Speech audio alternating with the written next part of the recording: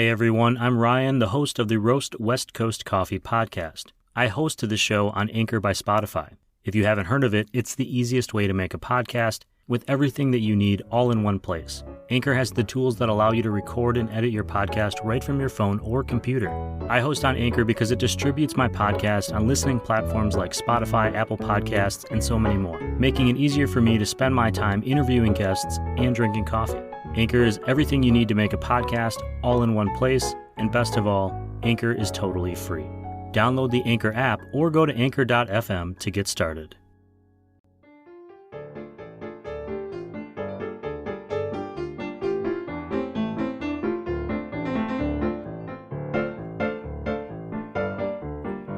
Hello and good morning, everyone. Welcome to Season 6, Episode 12 of the Roast West Coast Coffee Podcast.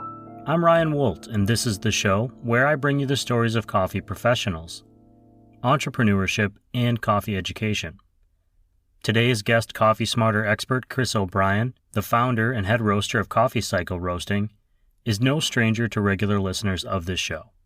The conversations that I had with him 5 years ago, in the early days of Coffee Cycle, are the reason Roast West Coast, the coffee podcast, even exists. Today, he is going to help us get coffee smarter by walking us through the basics of sugar and dairy in coffee. We talk about how we can avoid masking the flavor of the coffee, but we take a detour through direct trade to get there. If you're listening in San Diego, I strongly recommend heading over to the Coffee Cycle store in Pacific Beach as soon as possible. The shop is celebrating their 5th anniversary with exclusive in-store only coffee releases, and I have it on good authority that there will be cake pops and cupcakes, at least until they're gone. I certainly don't want to miss out on a cake pop, so let's jump right in and get coffee smarter today, courtesy of my coffee sensei, Chris O'Brien, on the Roast West Coast Coffee Podcast.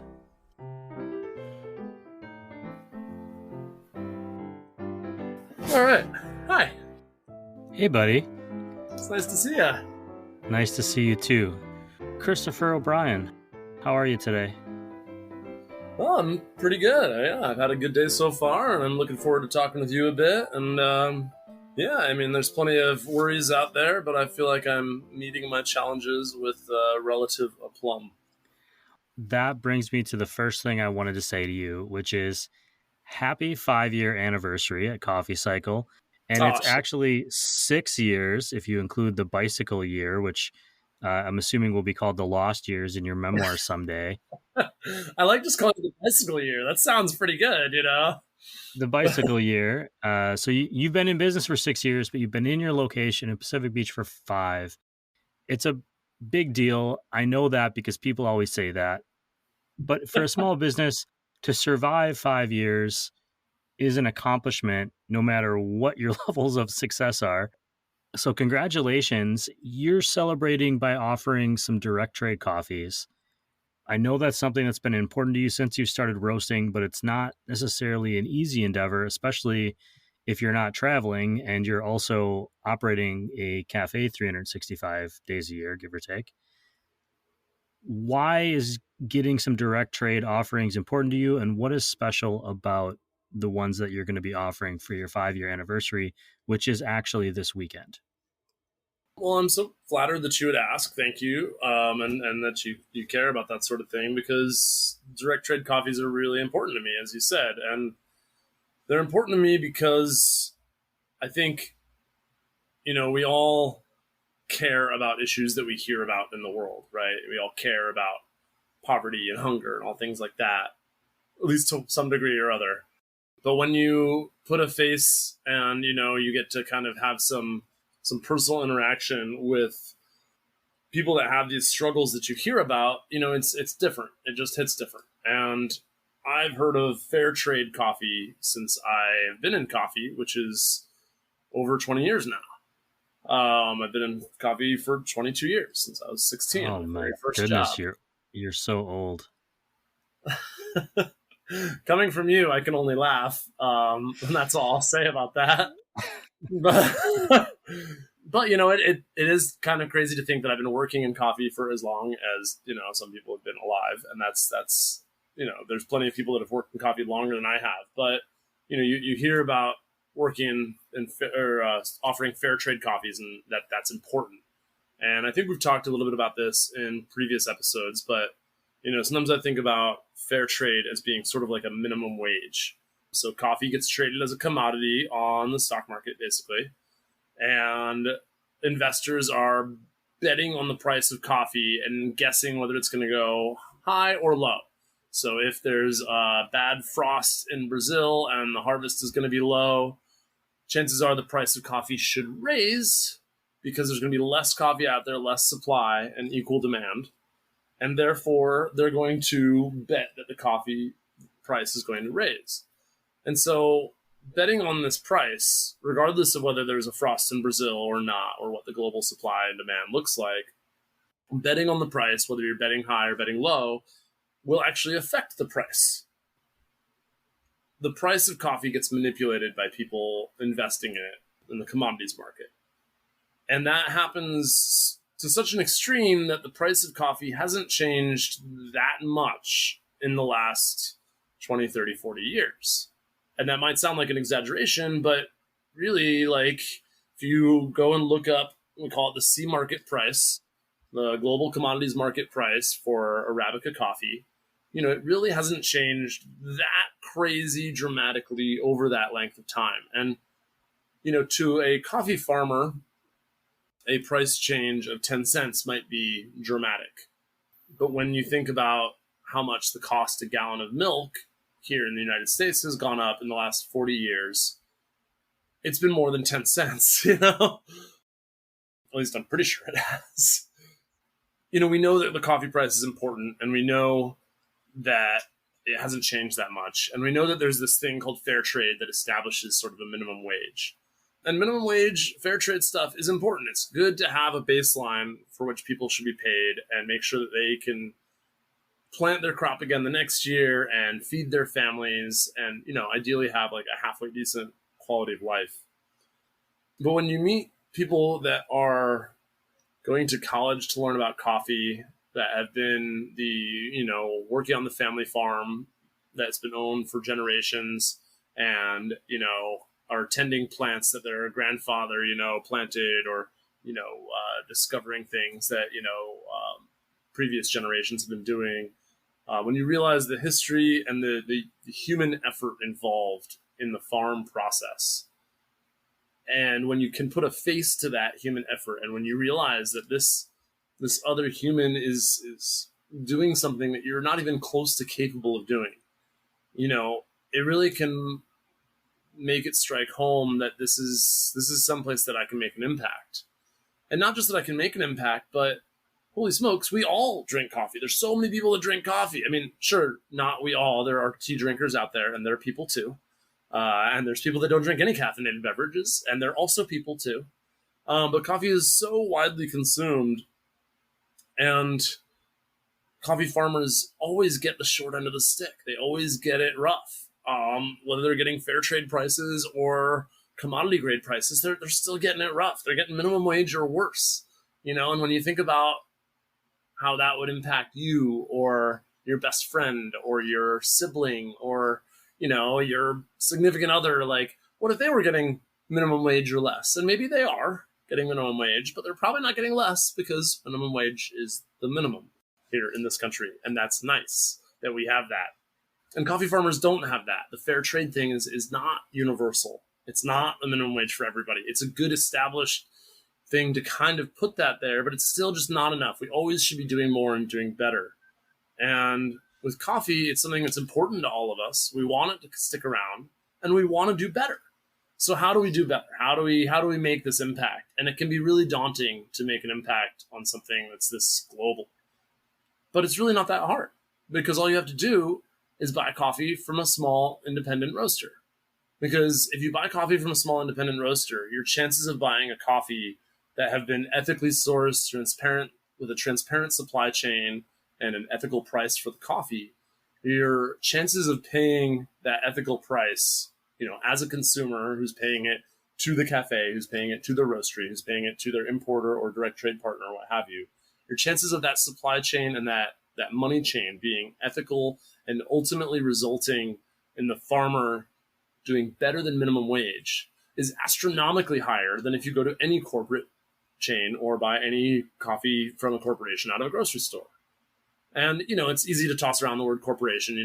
My company is a corporation. So let's not get too hung up on that verbiage there. But, the idea is if you shop small with coffee, if you go to a smaller shop, and especially one that is a roaster that roasts their own coffee and in any way talks about the origin of the farm itself or the producer itself.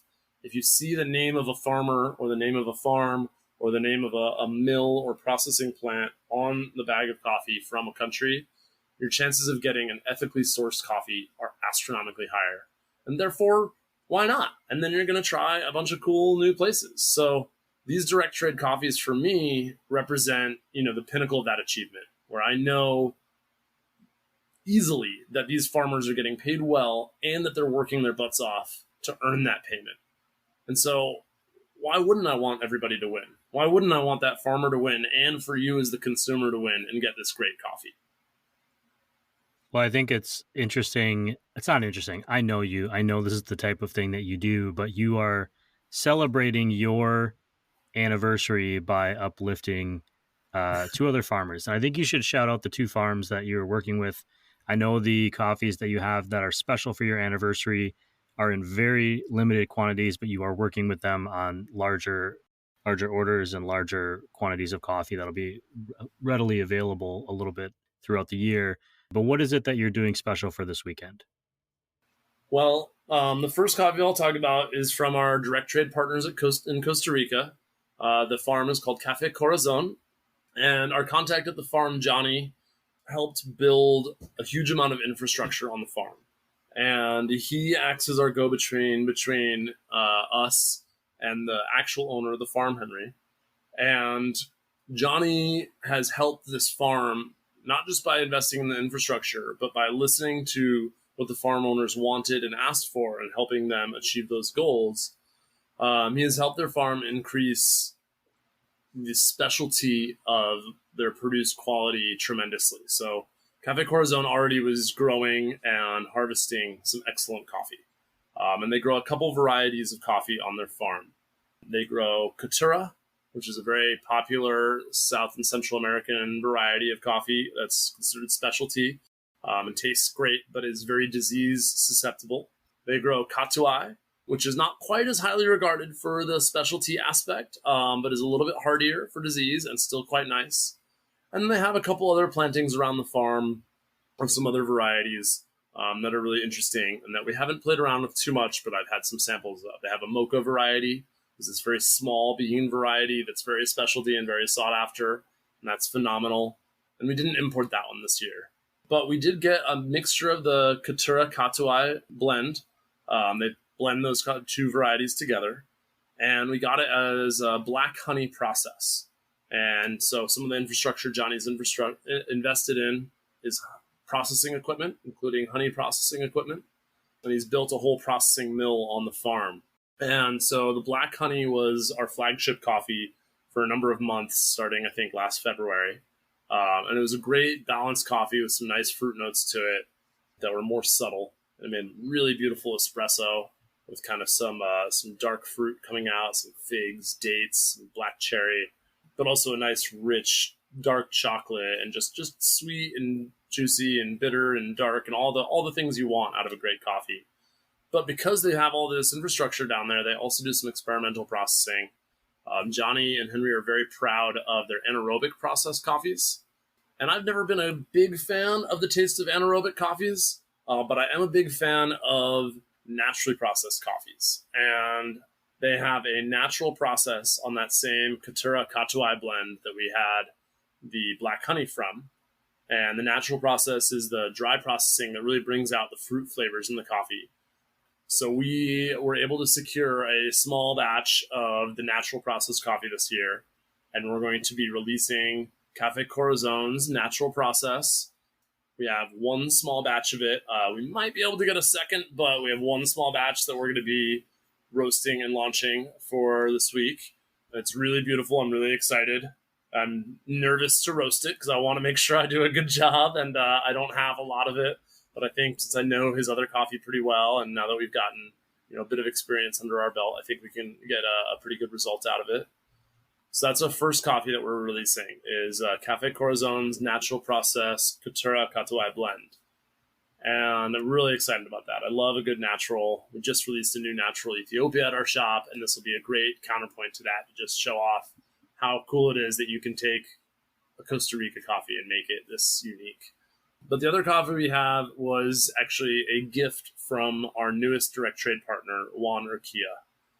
And Juan and his business partner, Liliana, and Juan's brother, Pedro, found our cafe on a visit to San Diego about a year ago. They asked if I ever served any coffee from Honduras, and I had to say no. I had never served a coffee from Honduras before. And we talked a little bit about it, and I sent them to go meet my friend Luis at Acento Coffee.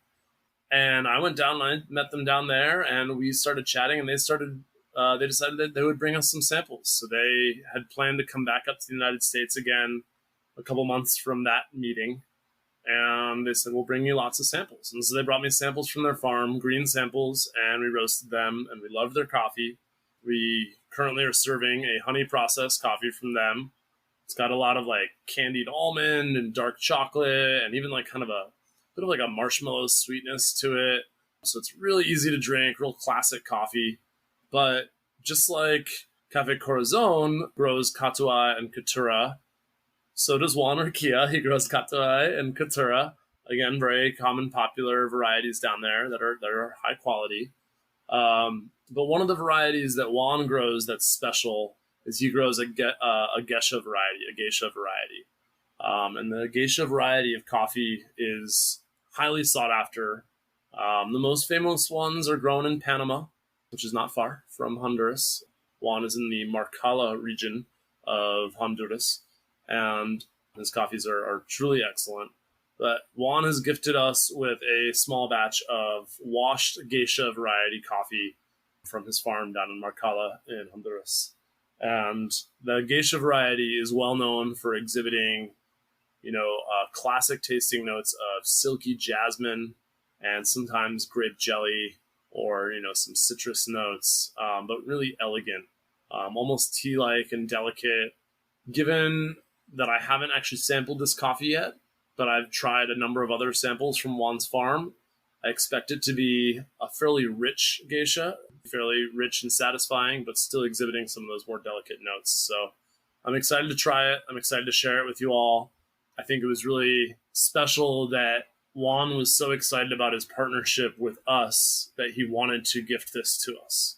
And he wanted to share this with us, and he was proud of it. And he said, hey, this is my hard work, and you appreciate it, so let me give you something else to show you how much I appreciate you appreciating it, Very cool. And it's just not, it's a cool feeling to know that like I can come get a cup of coffee, give you my $5, $6, $7. It goes into your register, and you are on the other side of that giving money to Juan and Ileana and that direct. Yeah. It maybe there's a little bit more in the middle there, but there's not these 20, 30 different steps in between where a little penny is getting taken out here, 2 pennies here. Yep. It's more of a direct process, which is the point of direct trade. Yeah. You are, I don't want to say famous for being on this show and always talking about how you are comfortable with your customers adding things like dairy products to their coffee, which maybe some high-end coffee shops would frown upon. You always tell me that it's like, adding milk or adding dairy to your coffee is kind of like ice cream. You're just creating this ice creamy flavor to it. I'm wondering kind of more specifically, how does adding sugar or adding a dairy product impact the chemistry of coffee? What is happening to change that process? Is that something you can answer or that you have thoughts on? I'm not a chemist, despite my love of coffee chemistry. Chemistry was actually a pretty hard class for me for some legitimate reasons, not because my mind isn't well suited to it, because I think it probably is. But when I teach coffee chemistry to people and I talk about coffee extraction, I start by talking about how coffee has over 800 different aromatic compounds that the human palate can detect. And that makes it the most complex tasting beverage in the world.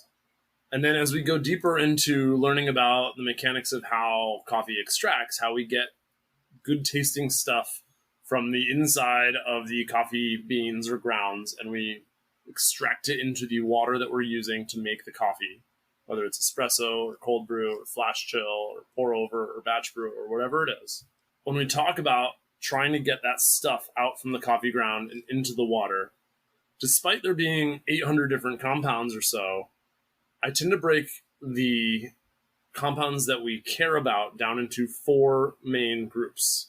So it's a very, you could say it's a vast oversimplification as a proxy for understanding how coffee extracts and for a rubric for getting yourself to get good results out of a cup of coffee. It works really, really well. So we talk about acids, salts, and caffeine as 3 of the categories. And then we talk about sugars as another. And so acids, salts, and caffeine all extract very easily and quickly because they're small, simple molecules, is my understanding. And sugars, sucrose, fructose, lactose, all that kind of stuff, those tend to be bigger, heavier, more complex molecules, and they don't dissolve as easily in water. And I'll usually talk about, okay, if you take some table salt and you put it in a glass of water, it'll probably dissolve. If you take a spoonful of sugar and you put it in a glass of, room temperature water, it's not really going to dissolve. You need to stir the heck out of it, or you need to make the water really hot before you add it, or both.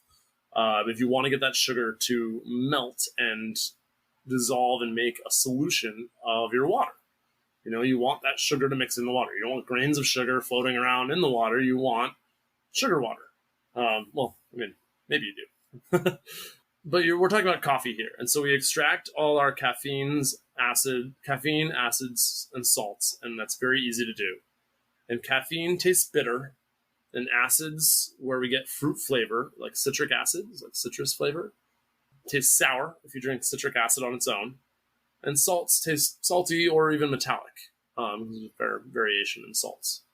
But if you pair caffeine with sugar, you get bitter plus sweet, you get bittersweet. So rather than drinking something that's bitter, you drink something that's bittersweet, kind of like dark chocolate. When you pair acids with sugars, you get something that's juicy rather than sour, kind of like the difference between a lemon and an orange. A lemon is more sour, an orange is more juicy. And when you talk about salts, rather than tasting something salty or metallic, you think about something like salted caramel, where the salt can act as a flavor enhancer to the sugar and actually make it taste, perceptibly more sweet. I did air quotes there. Nobody can see them because I'm on a video chat, but I did air quotes there. I don't know why. So when we're talking about adding sugar and milk and cream to our coffee, there's a easy school of thought says that sugars and milk fats are going to cover the taste of the coffee and blanket it and smother it and make it hard to taste the other things that are in there. And that's not wrong. It's not wrong.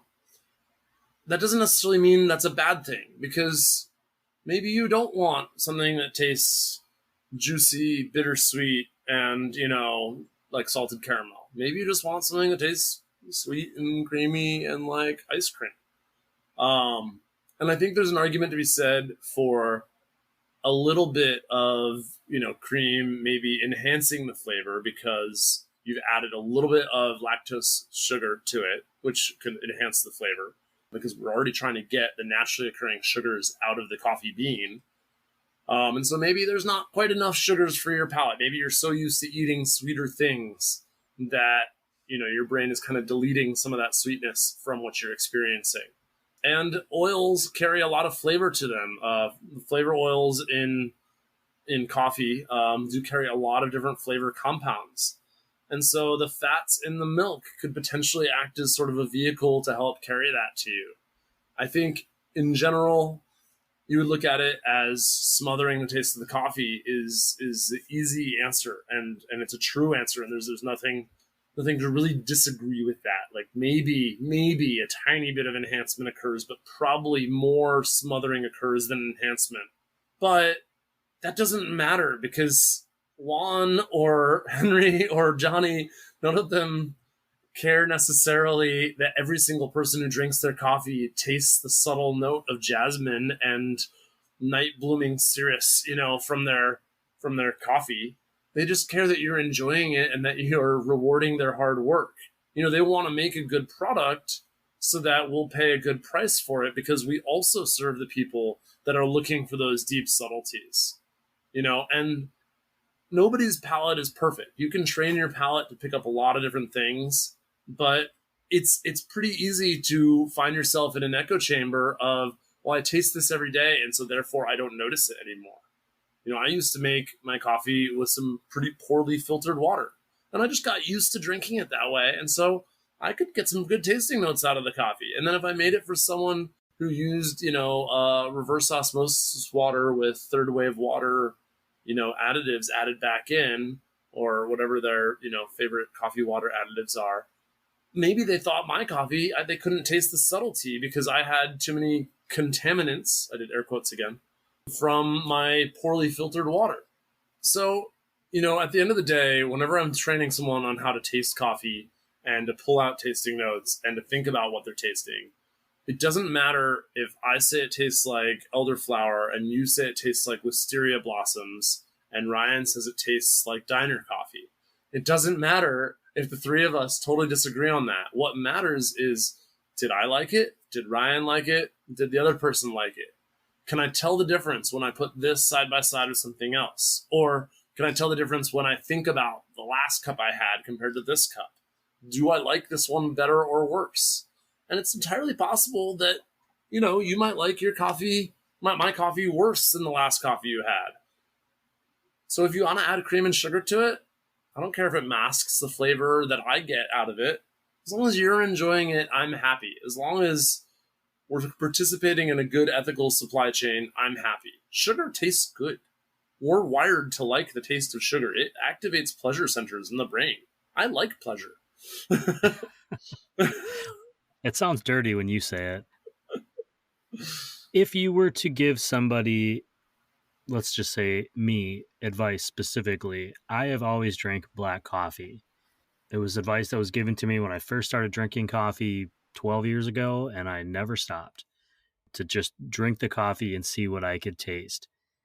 Over the past year or so, I've slowly started adding in like a little bit more macchiatos or cortados or lattes and cappuccinos into my drinking, mostly because I'm drinking a lot more coffee than I have in the past. But if you were to say to someone who is a black coffee drinker or a diner coffee drinker who is drinking to mask their coffee, but maybe wants to be a little bit more, pretentious isn't the right word, but wants to be a little bit more nuanced about it, and is conscientious about the sugar, about the milk, about whatever they're putting into their coffee so that it actually enhances instead of masks, what tip might you give them? First of all, just to tangent very slightly, what you just said reminded me of a good aspect of coffee chemistry, adding milk to it that I didn't address, which is milk can help balance the acidity of coffee, since milk is more basic, more alkaline. So it can be gentler on your stomach to add some milk, and that is definitely a good argument for it. Put that aside and pretend that I said it earlier in the episode. And to answer your question of giving someone advice who's, having a fair amount of cream or sugar and wants to kind of explore that other direction, I would say, first of all, cut out the sugar before the cream is what I would recommend. Sugar, despite it being able to kind of complement some things, it does overwhelm tastes pretty strongly. It's probably also better for you to have less sugar overall. We tend to have a lot of sugar in our diets in this country, and having less is probably good. And should be some natural sweetness to coffee. A cup of black coffee has about 5 calories, and most of that comes from naturally occurring sugars. And then if you're adding milk or cream or, any kind of dairy or even most non-dairies to it, there's often, in dairies, at least, there are naturally occurring sugars. Lactose is a sugar, and it ends in OSE is usually a sugar. So you're already going to have some natural sugars being added to it by adding the milk. So I would say, slowly cut back your sugars first and explore that. If you get, a sweet latte, try getting it half sweet. And even if you know that you prefer it full sweet, just keep drinking it for a little while, because we really do get stuck in these kind of patterns in our palates and in our tastes. And it's just like any habit, it's breakable. It's not necessarily easy to break, but you can break it. I, as a kid, loved soda. If I have a sip of soda now, I am just like, what the heck is this? I can't even do this anymore, because it's been so long since I've had something with that high of sugar content in a drink that it just tastes weird to me. It tastes bad. So if you make yourself go with less or without it for long enough, you will then suddenly, if you try it again, realize that it is just very sweet and over the top. So kind of get that familiarity aspect in there.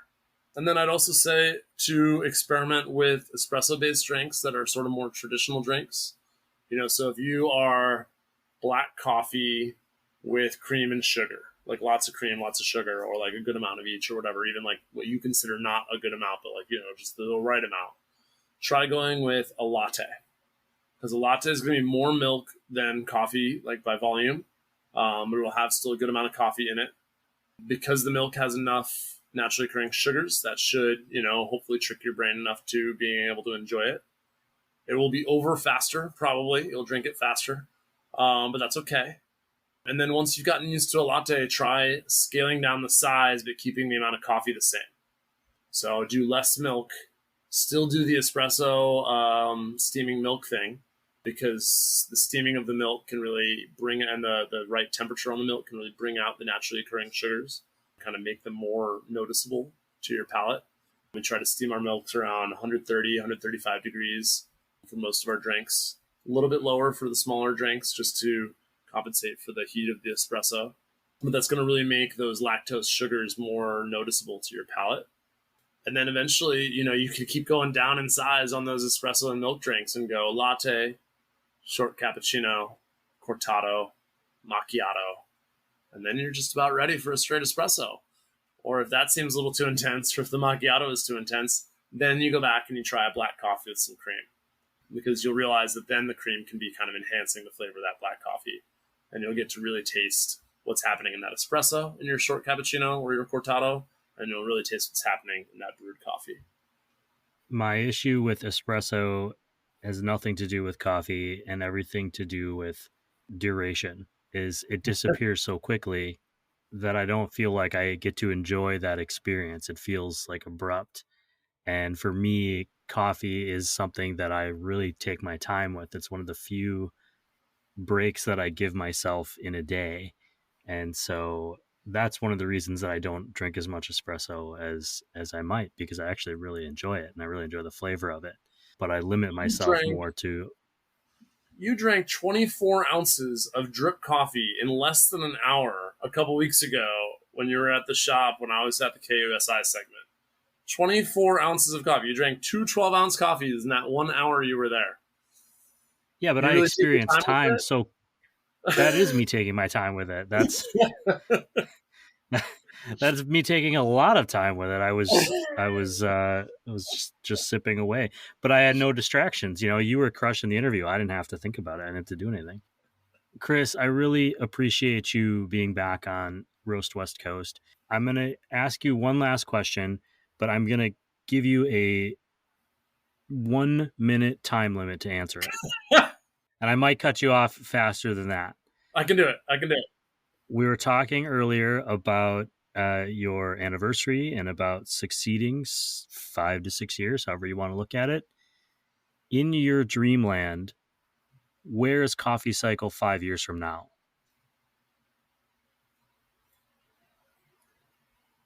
Right where it is today, with me having the opportunity to travel to some coffee producing countries more, to participate in more direct trade relationships.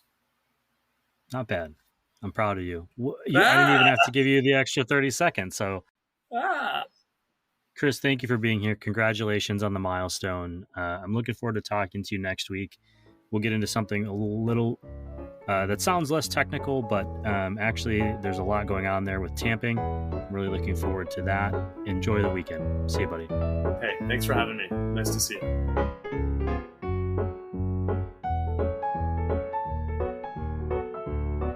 Okay, to recap.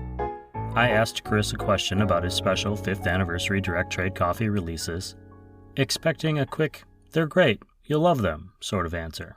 That was my bad. I know from years of experience as both his colleague and friend that direct trade and equitable pay for coffee farmers is a passion for Chris.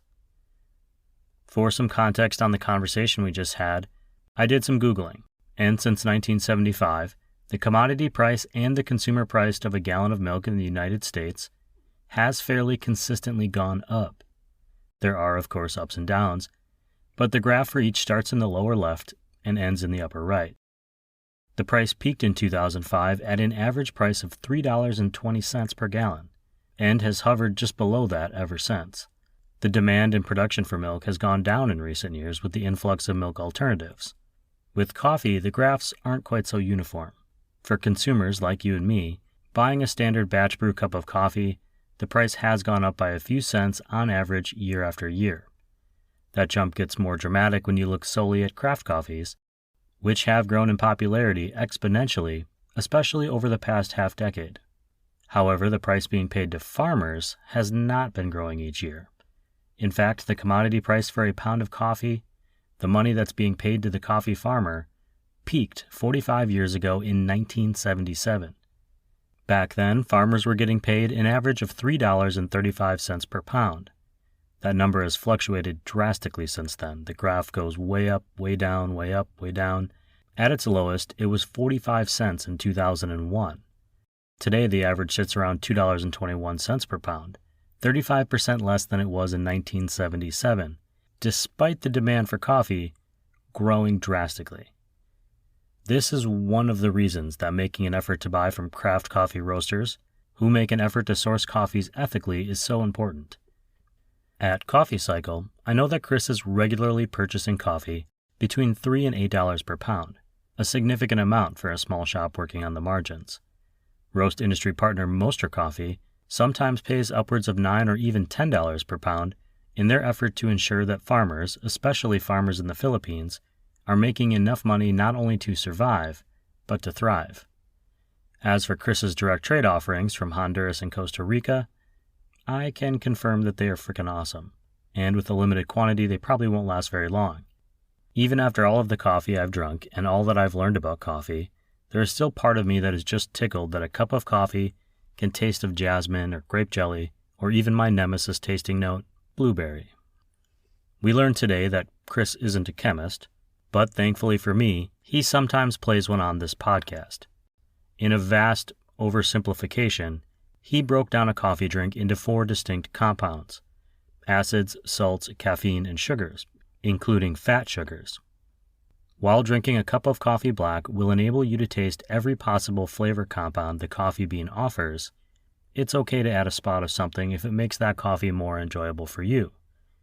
Chris suggested keeping the cream or the dairy, but maybe cutting out the straight sugars. As always, the best coffee to drink is the coffee you enjoy. I want to say congratulations to Chris, the Coffee Cycle community, and everyone who has stepped up onto the barista platform behind the Coffee Cycle bike to brew a coffee. 5 years is nothing to sniff at. Enjoy those cupcakes, and thanks for supporting the growth of craft coffee, Chris.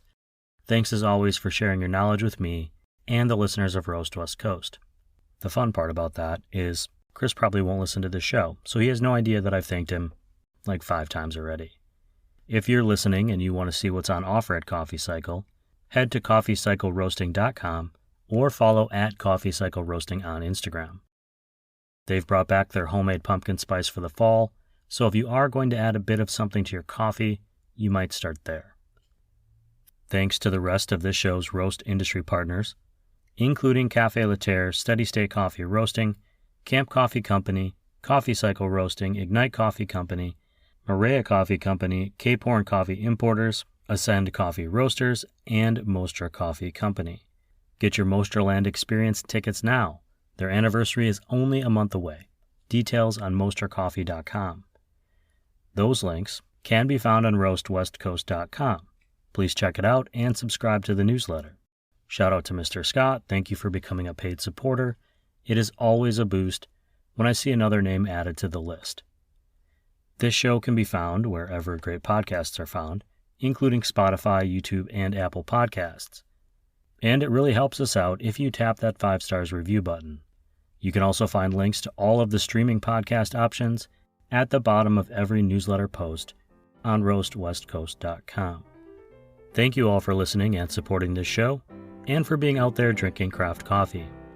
This episode of the Roast West Coast Coffee Podcast has been written, produced, and recorded by me, Ryan Wolt.